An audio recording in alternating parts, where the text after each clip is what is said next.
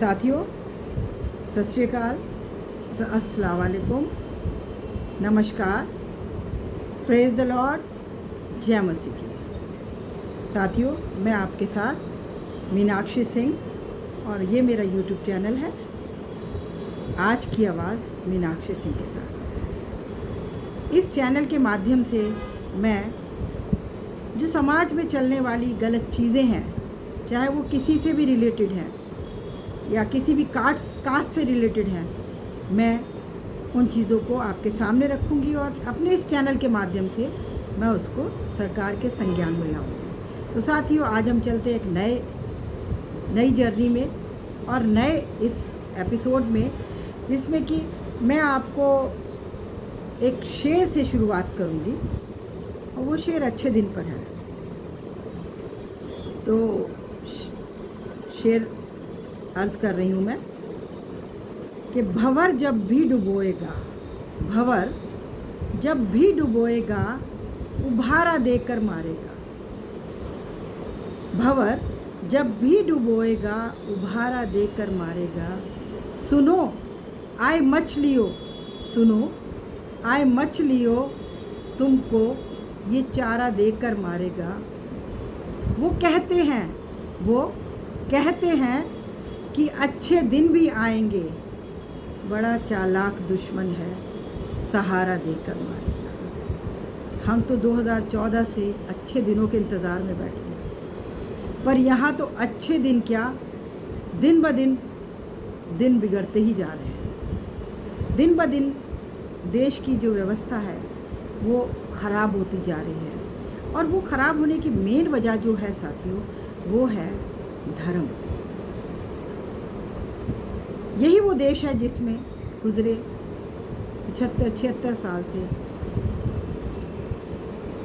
हिंदू, मुस्लिम, सिख, ईसाई प्यार से रहा करते थे, और अब कुछ ही सालों से इसका दर धर्म हो रहा है कि जो कि समझ नहीं आ रहा ये क्या है। तो साथियों, आज मैं कुछ क्रिश्चियन इश्यूज़ पर आपके साथ बात करूंगी। साथियों, कल संडे था और पूरे इंडिया में अराउंड, जो मेरी नॉलेज में है, करीबन 13 केसेस जगह जगह पर हुए, जिसमें कि एक ही चीज़ कि बजरंग दल वाले आते हैं, घुस जाते हैं चर्चिस में और वहाँ इल्ज़ाम लगाते हैं कि धर्म परिवर्तन हो रहा है और उसके एवज़ में पुलिस प्रशासन आता है, आकर उन लोगों को, ईसाई लोगों को और पास्टर लोगों को उठाकर पुलिस में ले जाता है, थाने में ले जाता है, और थाने में ले जाकर कहीं तो कुछ रियायत कर देते हैं और कहीं उनको जेल में डाल दिया जाता है। तो साथियों, मैं ये कहना चाहूँगी कि हिंदुस्तान में धर्म परिवर्तन क्या अभी से आ गया, कुछ ही सालों से? क्या 70 साल में पीछे गुजरे हुए 14 साल से पहले यदि हम लगाएं तो क्या हिंदुस्तान पूरा ईसाई था? या धर्म परिवर्तन तब नहीं था और अभी धर्म परिवर्तन आया और अभी सारी जो उपद्रवी संस्थाएं हैं वो जाग उठी? तो साथियों, ये बड़ा सोचने का विषय है। धर्म का जो जहर बड़ी तीव्रता से पूरे देश में फैलाया जा रहा है, तो वो बड़ी सोचने का विषय, क्योंकि साथियों, ये देश हमारा है। हिंदू, मुस्लिम, सिख, ईसाइयों से मिलकर और ये देश बना है, और इस देश में सारे धर्म बहुत आदर, इज्जत और प्यार मोहब्बत से रहते हैं। तो फिर ये धर्म परिवर्तन क्या? आप देखिए साथियों कि ईसाई हमारे धर्म गुरुओं को पुलिस पकड़ कर ले जाती है। जो लोग इल्ज़ाम लगाते हैं जो कि झूठा है, निराधार है, बजरंग दल वाले, जहाँ तक सब जगह सुनने में मिला कि बजरंग दल वाले आते हैं और कहते हैं कि ये धर्म परिवर्तन करा रहे थे, ये ऐसा कर रहे थे, वैसा कर रहे थे। और ताज्जुब की ये बात है कि उन इल्ज़ामों को पुलिस प्रशासन भी मान लेता है। और रियली केस ऐसे है जो कि पुलिस प्रशासन उन लोगों को, जो क्रिश्चियन पंथ के लोग हैं, उनको छोड़ता है और ज़्यादातर उन लोगों को कुछ धाराएं लगाकर जेलों में डाल दिया जाता है। ये कैसी बेइंसाफ़ी है साथियों। मैं एक बार कहना चाहती हूँ, मैं भारतीय ईसाई महिला हूँ। कोई मुझे लाख कहे कि तू हिंदू बन जा, तू सरदार बन जा, तू मुसलमान बन जा, तो ये मुझ पे डिपेंड करेगा कि मैं बनूं या ना बनूं। ईसाइयों पे ये इल्ज़ाम है कि हम पैसा देकर और लालच देकर ईसाई बनाते हैं। तो साथियों, गुजरे 70 सालों से, आज से 14 साल पहले कौन सा ऐसा धर्म था जो सबसे ज़्यादा सेवकाई में था? वो है ईसाई धर्म। ईसाई धर्म के स्कूल्स होते थे और आज भी हैं। ईसाई धर्म के हॉस्पिटल होते थे। लोग और जगहों पे विश्वास नहीं करते थे, कहते नहीं, हम अपने बच्चों को पढ़ाएंगे तो ईसाई स्कूलों में पढ़ाएंगे, हम इलाज कराएंगे तो ईसाई स्कूलों में, क्योंकि उनके अंदर सेवा भाव। तो आप सोचिए कितना सुनहरा अवसर हम लोगों ने खो दिया। हमने वो सुनहरा अवसर खो दिया कि जब इलाज के लिए लोग आते थे, पढ़ने के लिए बच्चे आते थे, तो हम कूट कूट के उनके दिमागों में भर देते कि प्रभु यीशु मसीह ही भगवान है, प्रभु यीशु मसीह ईश्वर है, प्रभु यीशु मसीह सब कुछ है और आप प्रभु यीशु मसीह को मानो। तो शायद आज ये लांछन हमें सहना ना पड़ता और आज पूरा विश्व, पूरा हिंदुस्तान ईसाई होता। साथियों, ईसाइयों के स्कूल से पढ़कर बच्चे दूसरे धर्मों के अपने ही धर्म में से निकले। वो कोई ईसाई बनकर नहीं निकले। अस्पतालों में जिनका इलाज किया गया, जिनकी सेवा की गई, वो अस्पतालों में से भी हिंदू निकला, मुस्लिम निकला और सिख निकला। फिर किस बात का धर्म का इल्ज़ाम हम पर है? देखिए साथियों, ये मंदबुद्धि लोग जो ये सब प्रचार कर रहे हैं, जो जहर घोल रहे हैं, इनको ये नहीं पता कि आजकल 1 साल के 2 साल के बच्चे को भी हम कहें ना कि तू कैडबरी की चॉकलेट खा ले और डेयरी मिल्क मत खा, पर उसने डेयरी मिल्क खानी है तो वो कहेगा नहीं, मैं तो डेयरी मिल्क ही खाऊंगा।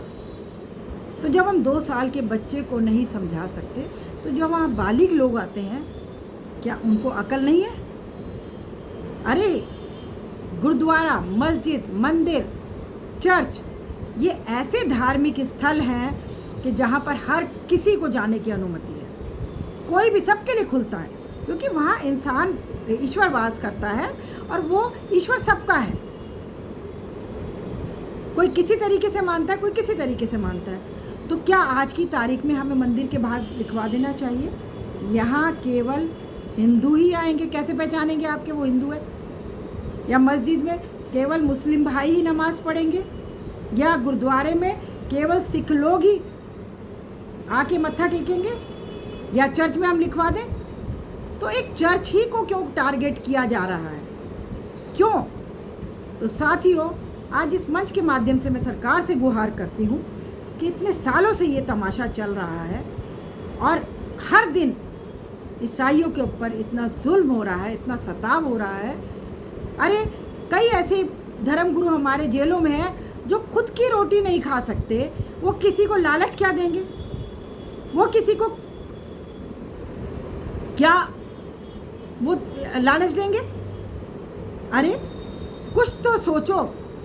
इल्ज़ाम लगाने से पहले, मैं सब जगह जाती हूँ, आज तक मैं तो हिंदुओं के बीच में बैठती हूँ, मैं तो हिंदू नहीं बनी। मैं मुसलमानों के बीच में बैठती हूँ, मैं तो मुस्लिम नहीं बनी।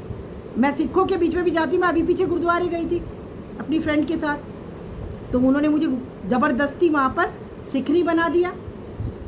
तो भाई आप लोग, यदि आप लोग को इतनी इनसिक्योरिटी है कि बजरंग दल को ख़ास तौर पे इतनी इनसिक्योरिटी है कि आपके लोगों का धर्म परिवर्तन किया जा रहा है, तो आप अपने लोगों पे रोक लगाओ कि वो चर्च में ना जाएं, पर झूठे इल्ज़ाम मत लगाओ। देखिए, चाहे कोई भी हो, हर किसी को परमेश्वर को जवाब देना है, ईश्वर को, अल्लाह को, वाहिगुरु जी को और ईसा मसीह को, हर किसी ने जवाब देना है। ऐसा ना हो कि अंत समय आए आपको जवाब देना मुश्किल हो जाए और ईश्वर भी आपके जवाबों को सुनने के लिए आपकी माफ़ी को भी ना माने। अभी भी वक्त है। मैं यही कहूँगी, जो लोग इस खूबसूरत देश को, इस भारतवर्ष को धर्म के जहर से बर्बाद करना चाह रहे हैं, मैं सरकार को कहूँगी कि सरकार इसको अपने संज्ञान में ले और इन लोगों को, जिनकी इतनी हिम्मतें बढ़ रही हैं, उन लोगों को समझाया जाए और उन पर सख्त से सख्त कार्रवाई की जाए, ताकि इस देश से ये धर्म का जहर ख़त्म हो सके। और देखिए, कितना भी ये धर्म का जहर फैला लें, फिर भी हम फिर भी प्यार से रहते हैं। जो हमारे अपने हैं, चाहे वो किसी भी धर्म से हैं, वो हमारे साथ प्यार से रहते हैं, हम उनके साथ रहते हैं। तो उनके इस जहर को फैलाने से कुछ भी नहीं होगा।